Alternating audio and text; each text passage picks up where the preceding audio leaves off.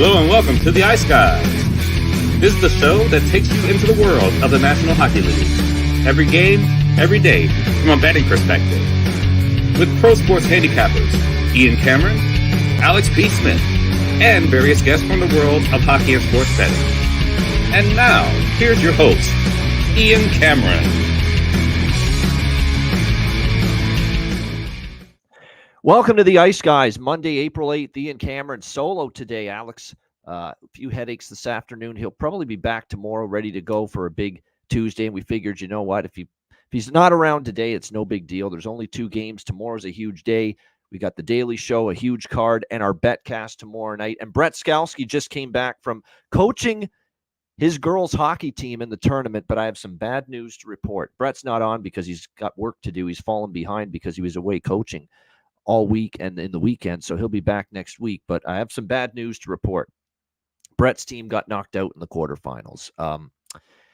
Unfortunate, but still, great season. They qualified for the playoff tournament in their region. Very, very impressive, and I know they put in a lot of hard work to get, as far as they did this season. So Coach Brett Skalski with his girls team, well done. Hats off to them. Great season. Sad to see it end, obviously, this weekend in the playoffs, but definitely a good job well done by his team to get as far as they did. So congratulations to Brett and his girls there on a great job this season, getting to the quarterfinals. Speaking of getting somewhere, we've got teams in the NHL trying to get places, specifically the Stanley Cup playoffs. One team in particular out of the 4 in action tonight, essentially playing for their playoff lives right now, and we'll get to that in just a moment. But first, we will look back on Sunday, a pretty busy Sunday in the NHL. 9 games, which we don't often see, obviously, that many games taking place on a Sunday. We look back and we see that it started with Detroit with a 3-1 win against Buffalo. 4 goals in the first period, nothing after that. I mean, my goodness. And I did take a small piece of the over in that game, and geez, what a terrible turn of events that was. All 4 goals in the first. Detroit's able to play shutdown hockey, clamp down, and bring that lead home with very little stress at all. A great job by them. And, Detroit's defensive game has been a little bit of a problem for them at times this year. It was not a problem last night. Well done by the Detroit Red Wings. 3-1 win. Dylan Larkin and Patrick Kane, 2 guys that are going to have to be immense for this team moving forward if they're going to get into the playoffs, get goals in the first period, and they pace themselves from there. Really, this game was lost in the first period by Buffalo. I mean, they came out very poor, sloppy, making mistakes with the puck. It's not the kind of thing you want to see, really, at this stage of the season, especially with Buffalo knowing that, hey, we lose this game, we're fucking toast. We're done. So to see them start that way was very, very disappointing. There's no doubt. And it's going to be interesting to see how this team reacts following that loss, because for all intents and purposes, that's a dream crusher. That's a season ender yesterday, losing that game to the Detroit Red Wings. For Detroit, it's a big 2 points. It's a 2 points that puts them back into the second wild card spot in the Eastern Conference, as that race just continues to get crazier and crazier. And it really does look like it's going to go down to the wire right now with the way things are going to go as far as the playoff race is concerned there. So the Red Wings with a 3-1 win over the Sabres. Minnesota, Jesper Wallstedt in his second NHL start shuts out and shuts down the Chicago Blackhawks. 4-0 victory for the Minnesota Wild in that game.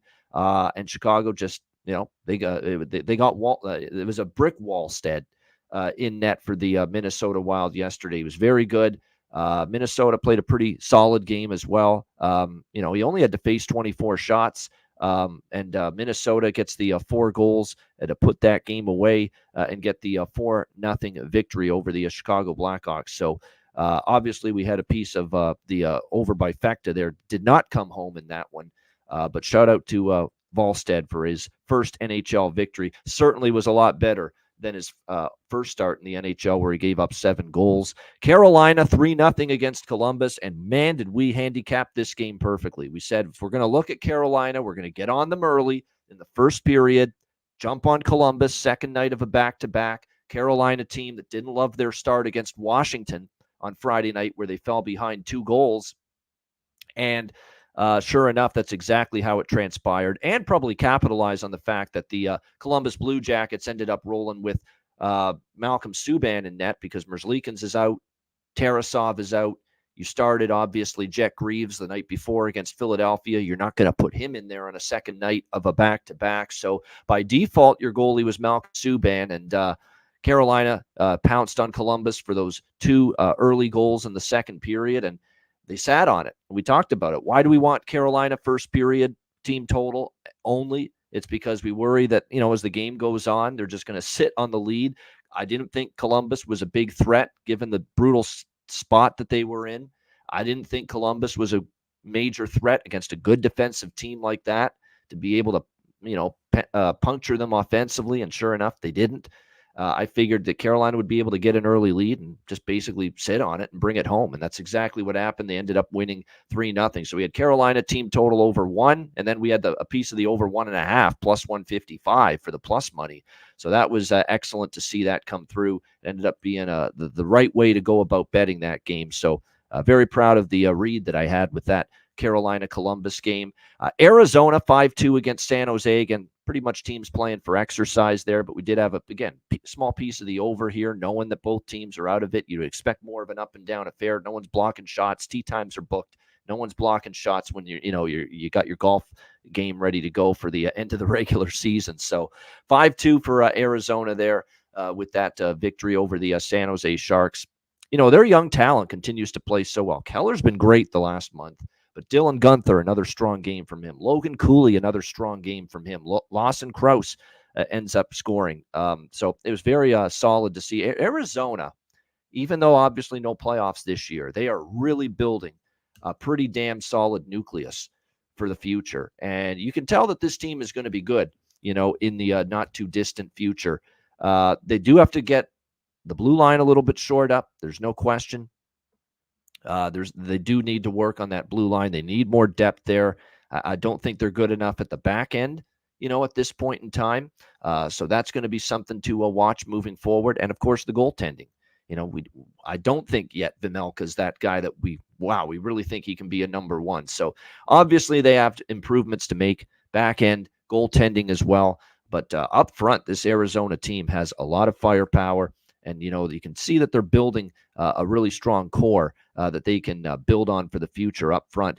One of the surprises of the day, it shouldn't be that surprising given the team really was slumping going into the game at the worst time. A Washington Capitals team needing every win they can get. You're hosting the Ottawa Senators. You've got the rest advantage. Ottawa's coming in on a back-to-back after losing at home to the New Jersey Devils. And the Washington Capitals, they do get a point because of the overtime, because it gets to overtime, but they lose out on the second point, and every point is just magnified, and it's critical at this time of the year. And for Washington to not get that second point and end up losing to the Ottawa Senators 3-2, it's very disappointing for them. The only good news, though, is, like I said, they do get a point out of that victory, or out of that loss, rather, in overtime to Ottawa. But that's not what they were looking for. That's not what they needed in that game. They needed the 2 points. They weren't able to get it. But credit to Ottawa, 3-2 against the Washington Capitals. I mean, it's hard to really pin down what Ottawa's going to do on a night-to-night basis. They did have that win streak. They lose back-to-back, 3 in a row, to Minnesota, to Florida. They got bombed by Florida. They lose to New Jersey on Saturday night. But sure enough, back-to-back against a team that needs it badly, and they go in there and win in overtime. So, Ottawa, anything can happen on any given night with this team right now, and they get a 3-2 win. And look, they're really struggling to generate consistent offense right now. That has been the common thread behind this recent downturn here for the Washington Capitals, is that the offense just has really had a hard time putting up goals consistently. The one bit of good news, even in the loss, was Max Pacioretty finally scored. He had been in a 20-game goal-scoring drought for the Washington Capitals going into that game. So that was very, very good to see him get off the schneid. But still, you need the rest of the group to get going. And certainly Ovechkin, even though he didn't score yesterday, he's been great lately. They have not gotten a lot. They've barely gotten anything from the third and the fourth line lately. And that's been a problem. We talk about how Charlie Lindgren, actually, he played pretty good yesterday, but couple of those shots where it's one-on-one with the goalie, and there was a couple of those Ottawa goals where it was like that. The Ridley Gregg goal. I didn't love the Sanderson goal in overtime, by the way. I know it was a screenshot. I'm not convinced he saw it, but it's a far-out shot, wrister from the blue line. I'd like my goalie to have it, personally. I would like my goalie to stop that one, especially in overtime, especially in a game where we need the points desperately. But didn't happen, and Ottawa gets a 3-2 win there against Washington in that game. Best bet was not easy. And my first thought in that Nashville, New Jersey game, knowing that Nashville money line was my best bet for the show yesterday, when I saw Kaapo Kähkönen get injured after giving up the first Nashville goal, I'm like, this probably isn't good news for Nashville, because a big part of why I like Nashville in various ways yesterday was because of Kähkönen being in net. And sure enough, he gets injured. Jake Allen has to come into the game, and that's when I got a little concerned. And sure enough, Jake Allen went on this great streak entering the game where he stopped 26 consecutive Nashville shots before the Predators finally beat him with the second goal from Evangelista, which tied the game in the third period. So, it was definitely not easy, but Nashville tied it. It goes to a shootout, and they get the win 3-2 in a shootout. Saros was excellent in the shootout. He had a great bead on what the Devils shooters were trying to do in that shootout. He was terrific. And the Predators find a way and get the win 3-2 there in that game against the Devils. Best bet cashes in with that. The Rangers 5-2 against the Habs. We had over 6. Didn't look good early. It was only 1-1 going into the third. So a 5-goal outburst, 4 goals in the third by the New York Rangers, and they pushed their way past Montreal 5-2. Zibanejad starting to heat up. He got 2 goals. Kreider, another power play goal. What else is new? Panarin ends up having another 2-point game, 4-point game, in fact, for the Breadman, Artemi Panarin last night. Lafreniere has a multi-point game. Lafreniere, by the way, you want to talk about why the Rangers might be more dangerous offensively in the Stanley Cup playoffs this year? It's because Alexis Lafreniere is finally realizing, I'm a number 1 pick. It's time to start acting like it and playing like it as a number 1 overall pick. He's been absolutely terrific this season, especially of late. He's clearly taken a step forward in his play this year, and that's good news for the New York Rangers, and it's good news for the Rangers fans. And again, I mean, there's going to be people left and right that have been lining up to bet against the Rangers these last couple games in these bad, quote-unquote, bad spots, right? The Detroit game, bad spot. This game, maybe a bad spot. But nope, they just keep on coming through and getting the job done. So very, very impressive stuff from the New York Rangers. St. Louis and Anaheim was one of the crazier games of the day. Unfortunately, it didn't mean squat in the standings or in the grand scheme of things. Both teams are out, but it was an entertaining slop fest of a game. Not much defense there. Jordan Binnington got into a little bit of a scrum with some of the Anaheim players during the game. That's always funny to see him lose it like that, blow his stack, lose it, come a little unglued. But the Blues end up with a 6-5 shootout win against the Anaheim Ducks. And we did hint that game, again, has all the elements potentially of being high scoring. 2 teams, 2 non-playoff teams. Usually that means over or equals a good over situation. Certainly it was yesterday, 6-5 Blues in that game. And then the game of the day, game of the night, at least on paper it was. I think it lived up. I think it was a tremendous game. Dallas and Colorado. I can't say enough how impressive that was for the Dallas Stars. To win that game in Colorado coming off a loss too against the Edmonton Oilers. Colorado 3 points behind Dallas for first in the Central Division going into that game. So Colorado, hungry team at home. We know how tough they are at home. And then you factor in Dallas is on a back-to-back. They played in Chicago Saturday afternoon. They have to go to Denver, thin air, high altitude.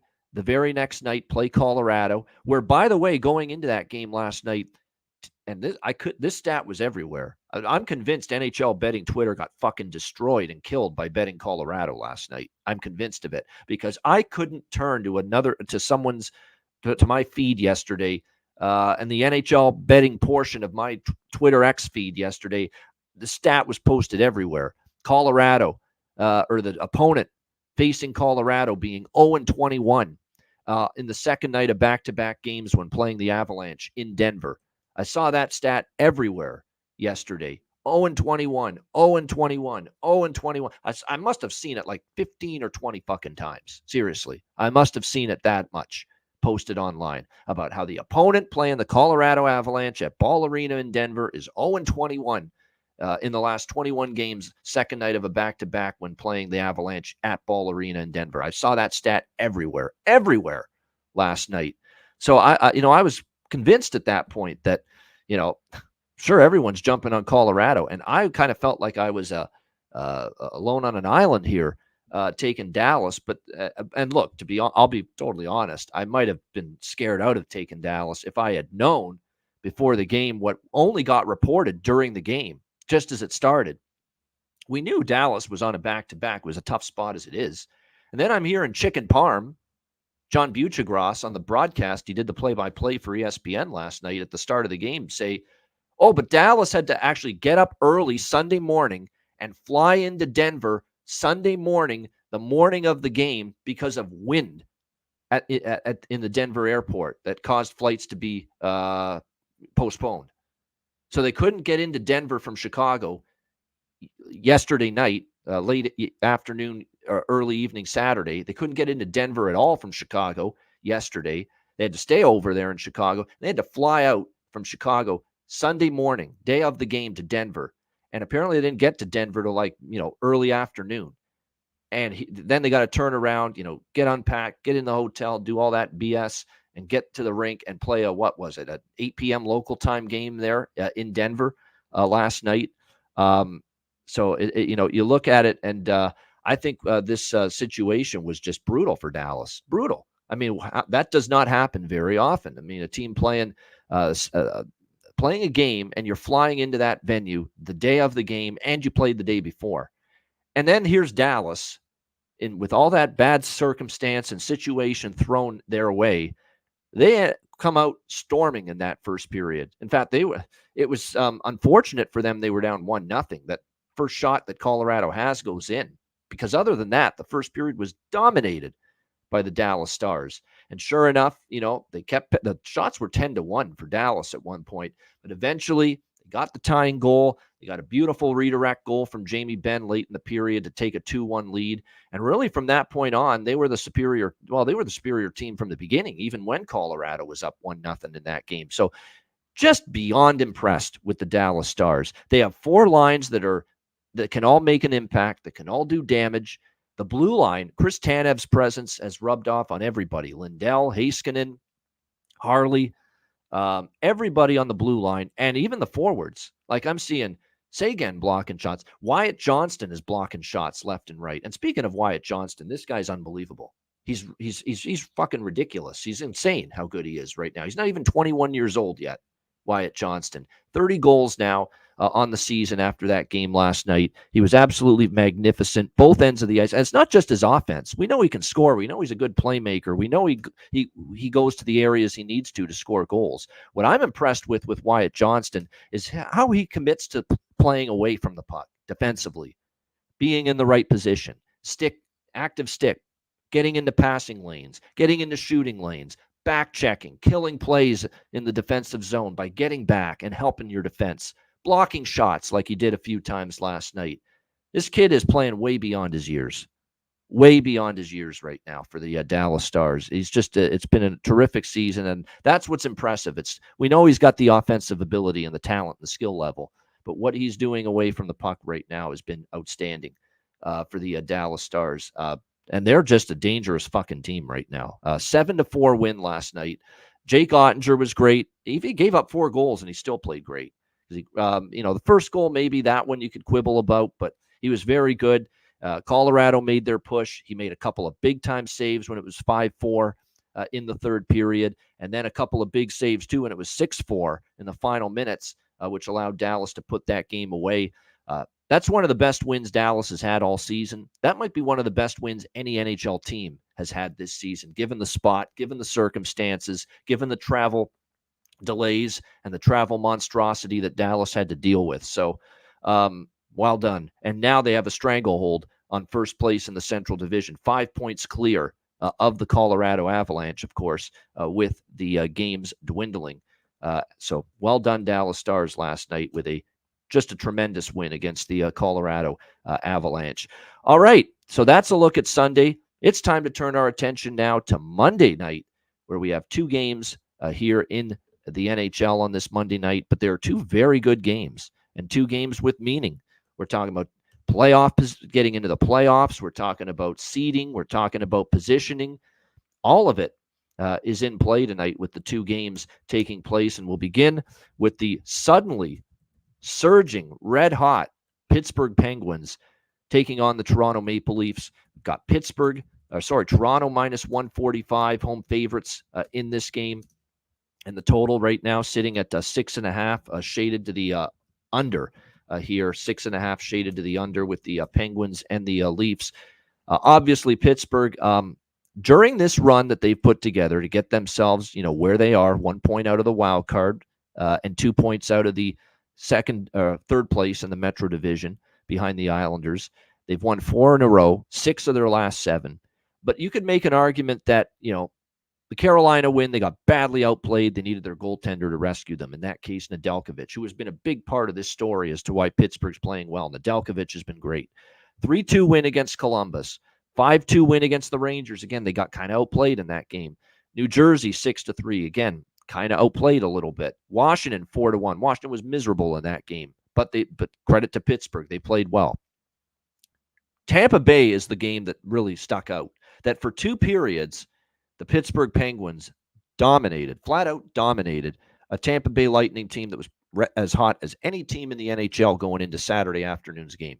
That for 2 periods, Pittsburgh was not just better than Tampa Bay, they were better by a country mile. I mean, that 4-1 lead for Pittsburgh after the second period, Saturday afternoon against Tampa, it did the game justice because they were that much better than Tampa Bay. And that was the first time during this whole incredible push that Pittsburgh's made to get themselves into playoff contention where I'm saying they've actually impressed me. They actually look like a very strong, sturdy hockey team. Because even in some of those other wins, like I said, the Carolina win, the Washington win, the Jersey win, they're relying on either a team that stinks right now or a team that's in bad form or a team that can't score or a goaltender for Pittsburgh that's basically stealing points and Nedeljkovic. That was a game where territorially, puck possession, taking the play to the other team, that's really the best I've seen out of Pittsburgh. And against one of the best teams going right now, Tampa Bay, with the way they've played the last few weeks. So that's really what changed to me here for Pittsburgh. Now it got me to thinking, wow, this team, I'm ready to give them some level of credit for this run. That was great from them against Tampa Bay. And look, Tampa Bay, you knew they were going to make a push. We didn't know if it was going to be a push that would result in that 4-1 lead disappearing like it did, but it happened. They got the 3 goals, first half of the third period, tied it at 4, and we're thinking, uh-oh, now you're worried that Pittsburgh may lose the game in regulation, not even get a point, and just squander what's been for 2 periods such a great effort against this Tampa Bay team. But they rescued it. Michael Bunting gets the game winner with 5 minutes and change left in the third period. They get the 5-4 win. And they get the huge 2 points to keep themselves right in the mix. Now they go on into Toronto here to take on the Leafs. It's not going to be easy, but we just saw Pittsburgh beat a Tampa Bay team playing as good as anybody. And why did they beat them? Well, I think partially because the urgency level and just the hunger factor for that individual win was greater than Tampa Bay's. Tampa Bay is just playing for seeding, playing for positioning. It's not the be-all, end-all for them, winning and losing right now. I think same thing for Toronto tonight. It's not the be-all, end-all, winning and losing. They're probably going to play Florida in the first round. They're probably not catching Florida for second, so they're going to open game 1 on the road. I don't think Tampa Bay is catching Toronto from behind right now either. So you look at this spot, and this is just Pittsburgh. I think coming into this game, needing it more, wanting it more, potentially than the Toronto Maple Leafs, because I think that was a big factor in the win the other night. Then you factor in, too, that the last time Pittsburgh was in this building, and you don't think Crosby and Malkin and Letang and proud veterans like that are going to forget that they got absolutely just destroyed 7-0. It wasn't the Leafs and Penguins that night, December 16th here in Toronto. It was Argos and Steelers. And the Steelers scored the touchdown and kicked the extra, or the Leafs, or the Argos, I should say, they scored the touchdown and they kicked the extra point in that game. So, I look at this here as a spot where, I think Pittsburgh remembers that. And Pittsburgh right now, you like what you're seeing from them. And now they're starting to show that, against really good hockey teams, they can get the job done, like they did against Tampa Bay, like they did against Carolina, like they did against the Rangers last week, 5-2. So we'll see how this one goes. Toronto obviously has gotten really good play from a variety of sources. They've got Mitch Marner back now. They've won 4 of their last 5. The only loss was to Tampa Bay last week, 4-1 at home. So they're playing very well. Their goaltender's playing very well. We've talked about Ilya Samsonov's resurgence here, which has been absolutely incredible.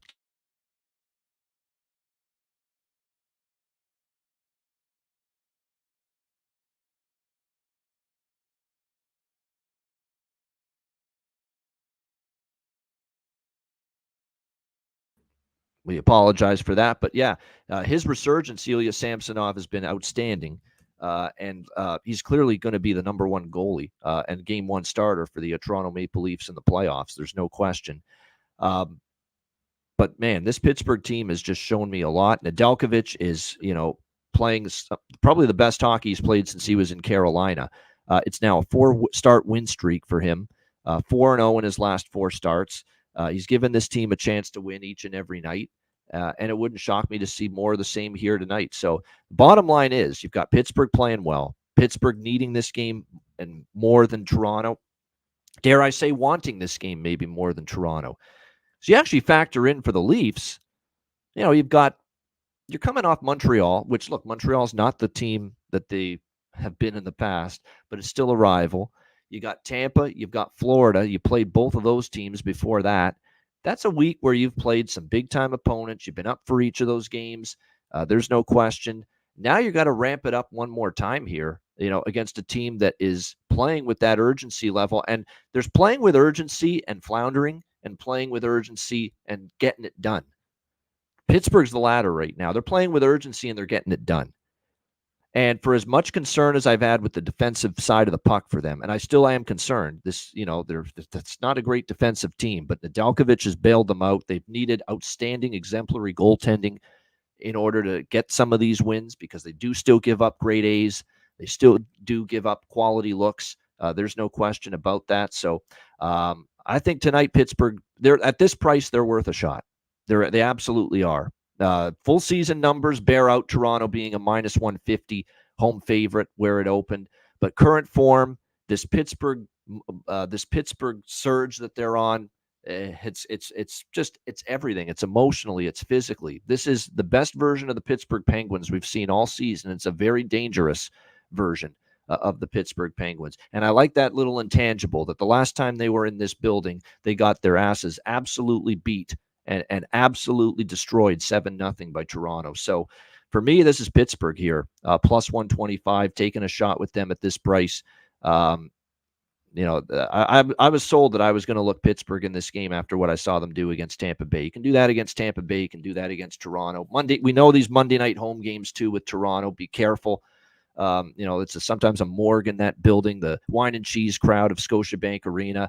I think they will ramp it up in the playoffs, but I have no qualms in a spot like this laying or taking Pittsburgh at this price against Toronto. Now, if you're telling me Toronto is more closer to -115 or -120 in this game, you're not as bullish on Pittsburgh. But putting them out there at -150, with where this line opened early on, that was too high to me. So, yeah, we're going to go Pittsburgh money line. We're going to split it with team total. Over 2.5, -140. That's what we always do with the underdogs. And look, Pittsburgh's got offense right now, and that has been a big factor here during this run. Crosby's been incredible. We know that, but suddenly Michael Bunting's been great, and you better believe it. We're looking at Michael Bunting props. The Leafs let every player known to man that used to play on the team come back to Toronto and score against them. It's like clockwork how much this happens. But you look at Pittsburgh, 5, 6, 4, and 5 goals scored during this win streak. In fact, even in the loss against Columbus, this team has scored and go back even further, the loss at Colorado, March 24th, 8 straight games the Penguins have scored at least 3 goals. 8 straight games the Pittsburgh Penguins have scored at least 3 goals. So I like the team total here, especially with it only being 2.5, minus 140, minus 145 in this game. I really like the team total. I like the team total even more than the money line because I could see Toronto scoring too with the situation being what it is. So Pittsburgh money line and team total split. I'm going to dabble on the full game over just because Pittsburgh's trending that way with these overs. We've talked about how Pittsburgh's been an over machine. Toronto, not so much. And Toronto, with Samsonov and net could shut it down. But do I trust them to against Pittsburgh right now with the Penguins offense? No. But at the same time, I think Pittsburgh defensively, against good offensive teams, they can struggle. And I'll say this about the Leafs right now. Aside from the Tampa loss, 4, 6, 3, and 5. They have scored throughout the Tampa game. Every other game recently, they've scored a total of 6, 9, 14, 18 goals in the other 4 games, if you exclude the Tampa Bay games. So Toronto right now offensively is good. I think Pittsburgh, is not going to shut them down by any stretch of the imagination. So 3 bets here. Pittsburgh money line, Pittsburgh team total, full game over here with the Penguins and the Leafs. As far as props go, Bunting, 100%, Michael Bunting. Remember, he was with Carolina, and the Hurricanes played in Toronto. Michael Bunting scored before he got traded to Pittsburgh. So it wouldn't shock me to see that. Bunting goal, Bunting point, Bunting even over 1.5 points. Crosby goal, Crosby over 1.5 points. And I can't believe I'm about to say this because we've talked about how much of an absolute brutal season he's had, and for the most part. But don't look now. Evgeny Malkin, man, is starting to get it going. Starting to get things going. He still only has 25 goals on the season, but 6 of those goals have occurred in the last 6 games, including 2 goal efforts in 2 of the last 3 games. The Devil game, he's had 2 goals and an assist, 3 points.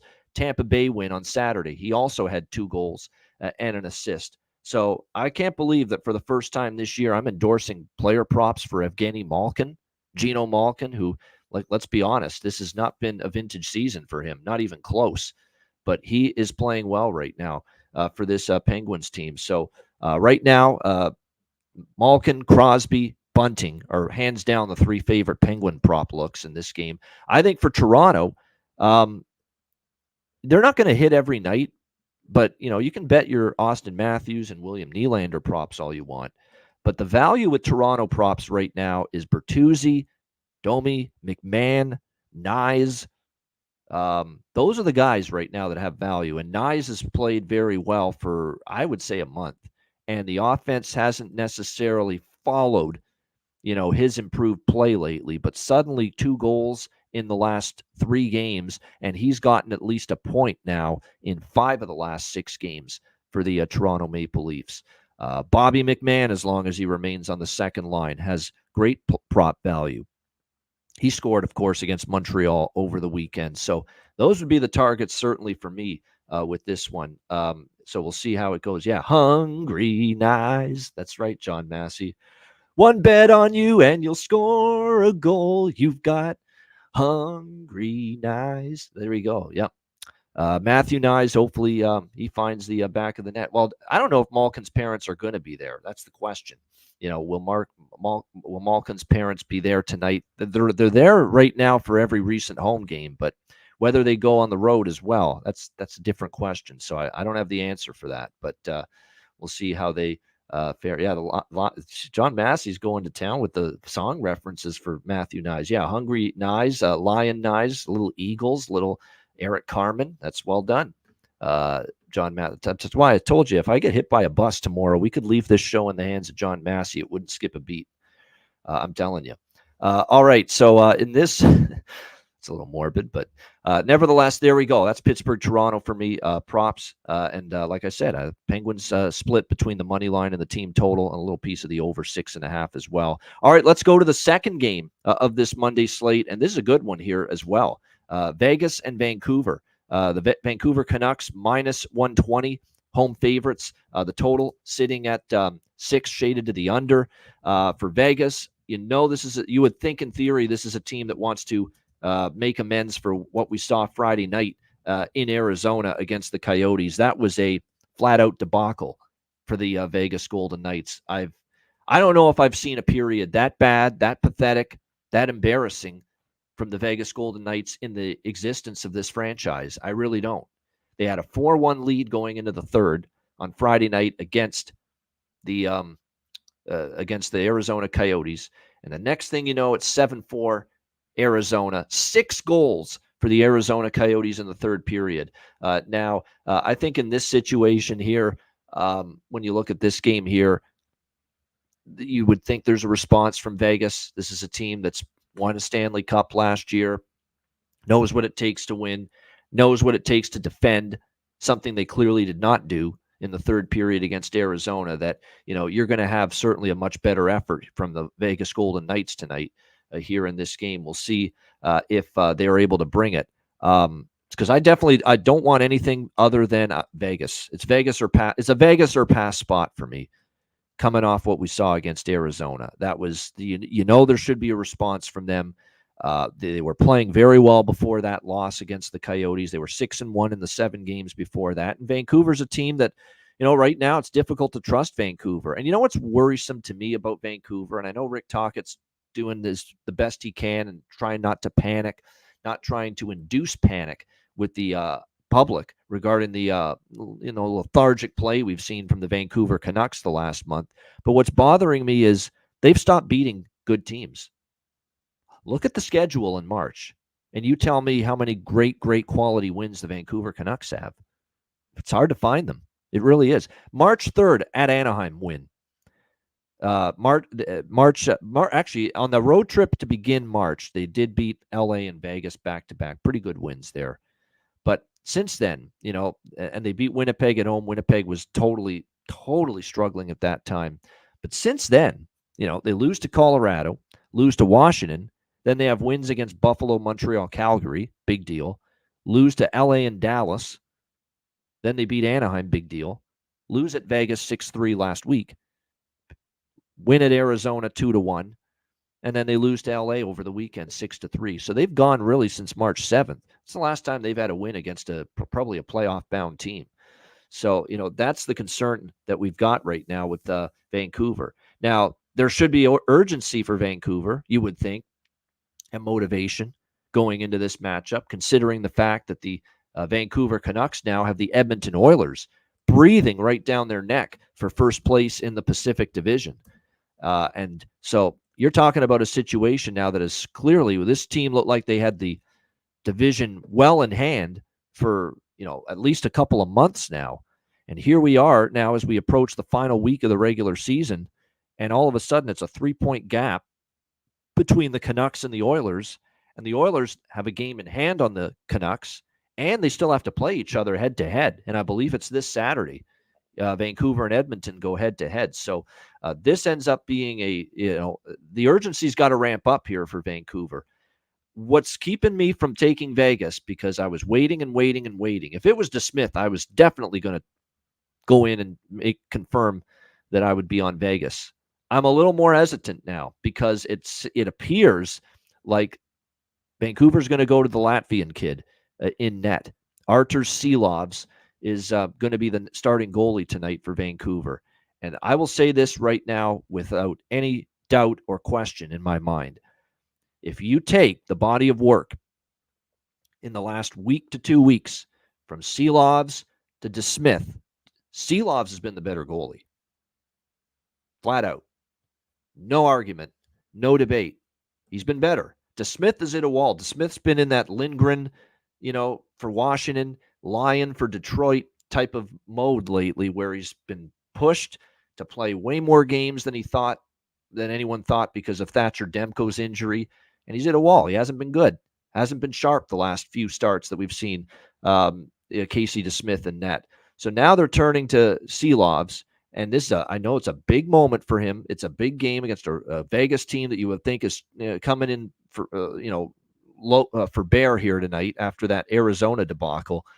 So there's a big opportunity for Artur Silovs here in this start against the Vegas Golden Knights. We'll see how he fares in this one. I like both teams to score in the first period. It's funny. I don't love the over in this game, but I think both teams have a point to prove here into this matchup tonight. I think both know these are two important points in the standings. If you're looking at Vegas, they are second wild card. They're two behind Nashville for the first wild card, but they still need to punch their dance ticket. They've still got to clinch their playoff spot. They haven't done that yet. They're going to, most likely, because I don't think the Blues can catch them. Blues only have 4 games left, and they're 5 points behind. But you got to keep winning. You got to keep stacking points. And you certainly need a response after you had one of the worst third periods that this team has had in its existence on Friday night. So I think they come out strong. I think Vancouver, though, comes out strong, too, because they've got an ability to, bounce back, I think, against LA, back home. They did lose to Vegas last week at T-Mobile Arena. I think, when you look at with Silovs in net here for the Vancouver Canucks, there's probably an onus. Let's get the lead. Let's try to let's let this kid play with the lead as opposed to giving up the first goal, which has been an issue lately for Vancouver. They've given up the first goal far too much lately. That we could see Vancouver with that mindset of, hey, let's jump out and get this first goal. So I think both teams are pushing early in the game. And in a game where I don't love, the full game over, but I think first period over, first period, both teams to score, I'm interested here in this game. And I lean Vegas, but I got to admit, I'm kind of pulling back the reins now a little bit with the Silovs news, because I think that's definitely kind of a rallying point type of goaltending decision that Rick Tocchet has made here in this game. It should be Logan Thompson in net for the Vegas Golden Knights. It's not confirmed, and it's worth noting there was a bit of an injury scare with him in practice over the weekend, but Bruce Cassidy quickly said that, you know what, Logan Thompson's fine. He's going to be good to go. Now, Adin Hill's traveling with the team on this Western Canadian road trip that Vegas is embarking on. So there's a pretty good chance we're going to see Adin Hill get back in net. And whatever start that is, that's going to be a start worth monitoring big time, because we know Adin Hill has not had a great season. He's been very inconsistent, very mediocre. Before he got injured, he was not playing great. Then he got the lower body injury. We're going to need to see when he starts, and he will get at least, I think, a couple of games before the end of the regular season. How is he going to look here moving forward for the Vegas Golden Knights? Because they have a big decision to make about their game one starter in the playoffs. And I don't think Bruce Cassidy is sure where he's going right now. Logan Thompson or Adin Hill at this point in time. So we'll see how this one plays. The big news for Vegas, yes, is Tomas Hertl making his Vegas Golden Knights debut. They were hoping to get him ready to return for at least a few games in the regular season, so they will. And it looks like, based on the lineup configuration here for this game, that they are going to put Tomas Hertl on the second line with Stevenson and Amadio is apparently the plan right now. Now, things can change, but as of right now, we've got that as the second line. Hertl drawing in with the second line of Stevenson and Amadio, Dorofeev, Carlson, Mantha, the third line, and still, of course, close shave Barbashev, Ivan Barbashev, Jack Eichel, and Jonathan Marchessault remain on the top line. So we'll see how it goes. Yeah, if you want to take a shot with Hertl, this doesn't always work. This bet the goal prop for the guy making his debut on the team. And keep in mind, he's also been out for a very long time. This guy hasn't played in an NHL game in over 2 months. January 27th with San Jose is the last game he played since that knee injury. So we'll see if he's ready to be ramped up suddenly and be ready to rock at 100% game speed here for Vegas tonight. But certainly, it's one of those deals where I wouldn't say not to bet it, but it's not an automatic either that he would score. And then as far as the Vancouver player props here in this game, like I say, I think Dorofeev and Carlson are worth a look. Mantha, that line's been very good. Very sneaky good for Vegas. Dorofeev, Carlson, and Mantha, they've got some good. That's where there's some value, in my opinion, with Vegas props tonight. For me, for Vancouver, Dakota Joshua did score against LA. Connor Garland, Nils Höglander. It's It's basically me regurgitating the same players I've talked about that have value for Vancouver as far as player props. I can't touch Elias Pettersson right now. He needs to figure it out and get going. He's got that little William Nylander, his countryman syndrome right now, where when William Nylander got the bag and got the big money, he disappeared for a few weeks. That's essentially what we're seeing right now with Pettersson, Elias Pettersson right now with Vancouver. He got the big money contract and now can't find him with a telescope the majority of Canucks games. And what the hell has happened, by the way, to Elias Lindholm for Vancouver? Now, I know he's been injured the last 6 games, but before that, gosh, you talk about a very inauspicious beginning to your tenure with the Vancouver Canucks. The first game was great. I remember he scored in the first game for the Vancouver Canucks. And then really, he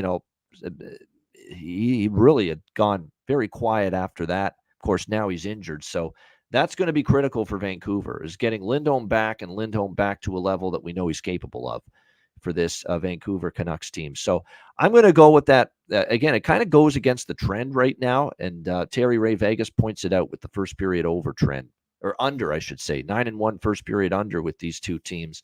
Maybe it is tight, but I think that first period, you know what I might do? I might skip the over 1.5 and just go with both teams to score. I feel, if we get 2 goals, I think it's a good chance it's 1-1 as opposed to 2-0 for either Vegas or for Vancouver. So that I do think is worth a look here. Maybe that first period, both teams to score. And like I said, some of those props are worth a look as well. I lean Vegas. I definitely do, but I don't know. I think the Seelov's decision to start him ends up rallying the Canucks, and I could see them playing a good game tonight, possibly winning. So I'm going to stay off the side just to lean to Vegas in that one. All right, great stuff. Shout out to everyone in the chat. Hit the like button. We appreciate it very much. And a reminder, we've got a huge Tuesday coming up on the Ice Guys show. We've got the daily show at 2 p.m. Eastern coming up tomorrow with me, Alex, and Matt Robinson. By the way, Brendan Perlini is going to be on Wednesday instead, which is perfect because Wednesday is a smaller card, and we'll be able to talk more about his career. We're going to talk some Masters golf. By the way, on Wednesday. He's a huge golf enthusiast, and he wanted to talk Masters on the show. So I said, why not? We'll talk a little Masters. It is the first major of the golf season, and I am into it. I'm excited. I'll always get into the Masters, Augusta National, one of the most famous golf courses in the sport. So we'll do a little Masters golf preview coming up Wednesday when Brendan Perlini joins the show as our guest, in addition to talking about his hockey background, career, and the NHL games taking place Wednesday. We'll also get some Frozen Four betting thoughts as well in there before Thursday when that begins, no doubt. So again, tomorrow, daily show 2 p.m. And of course, the Betcast, our first of 5 Ice Guys live Betcasts tomorrow night, Tuesday, April 9th, 7 p.m. Eastern, free for all. So again, all you got to do is DM or email me or Alex for a spot on the Betcast, and we will send you the link for the Betcast before it begins. 7 p.m. Eastern tomorrow night. And then our next Betcast, Tuesday, April 16, final week of the regular season, which is Patreon only, April 16th. And then 3 Betcasts to start the Stanley Cup playoffs here in the month of April. Monday, April 22nd, free-for-all playoff Betcast. And then 2 playoff Betcasts exclusive to Patreon, Thursday, April 25th, Tuesday, April 30th. And again, to be part of those Betcasts, make sure you sign up now, patreon.com/iceguys, just $10 per month. Don't miss out on any of these Patreon exclusive live Betcasts, 3 of them coming up this month, including 2 of them in the playoffs. And again, you'll also get access to our daily sides, totals, and player props posted on the page each and every day on patreon.com/iceguys, goalie charts, totals charts, and more bonus content, plus the Patreon exclusive live Betcast. Sign up and subscribe. Now's the time. Playoffs right around the corner. And again, your $10 per month subscription goes a long way to keeping the show going long term. Sign up, patreon.com/iceguys, just $10 per month. And check out the Ice Guys store as well. Get your gear and your merch, iceguys.myspreadshop.com. All right, bargain bin special of the night and best bets coming up right after we hear from our great sponsors, Boston Hemp Inc.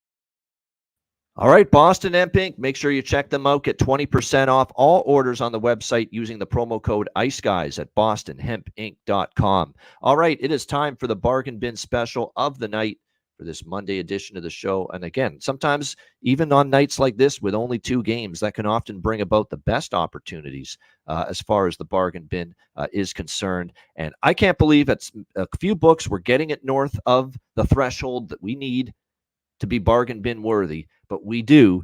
Michael Bunting, Pittsburgh Penguins, plus 320 at Botano. Slam dunk. No brainer to make that my bargain bin special of the night. Every former player comes back to Toronto and scores against them. He already did it once this year with Carolina when he came back to Toronto and scored against them. He's in great form. Plus 320. Michael Bunting to find the back of the net for my bargain bin special of the night. All right, time for best bet. I'm going to go to Pittsburgh, Toronto with this as well. Now, I debated money line or team total with this one. I'm going to go money line here. I rolled the dice with the money line with Nashville, and I could have went team total. The money line I went with for best bet, it came through. When you look at the game, obviously before where there was a game recently too. I could have used the best bet. It was Detroit against the Rangers on Friday. I went money line there as well instead of team total. Team total hit, but the money line lost. Last night with Nashville, I said, do I go money line or team total? I went money line, and this time it came through. The team total actually would have lost. I went money line for the best bet, and it won. So it's almost not just, it's often in this endeavor of sports betting, not just what you bet, but how you bet it. So for me, debate was Pittsburgh money line or Pittsburgh team total. With the price being as rich as it is, I'm going to go money line here, plus 125 for the Pittsburgh Penguins for my best bet here for this Monday NHL card. That'll wrap up this edition of the Ice Guys. Thanks to everyone for joining us. Hit the like button on the way out. And a reminder, we've got a huge, absolutely huge Tuesday coming up. The Daily Show, 2 p.m. Eastern, and then the live Betcast, 7 p.m. Eastern tomorrow night. Definitely looking forward to that. It's a great Tuesday card highlighted by Washington and Detroit going head-to-head. That's like a playoff game in the regular season. Capitals and Red Wings, part of the Betcast tomorrow night. So looking forward to the Betcast. Again, DM or email me or Alex for a spot on the Betcast, and we'll send you the link for it before it begins. A reminder, the Ice Guys is live 7 days a week, Monday to Friday, 2 p.m. Eastern, Saturday and Sunday, noon Eastern. If you can't watch the show live, download the Ice Guys podcast in audio form on all major podcast platforms, Google Podcasts, Apple Podcasts, Spotify, Stitcher, iHeartRadio, Amazon Music, and more. Download the Ice Guys podcast when you can't watch the show live. I'm Ian Cameron. Have a great Monday night. Enjoy the games and good luck. And we'll be back tomorrow with a huge Tuesday for you right here on the Ice Guys.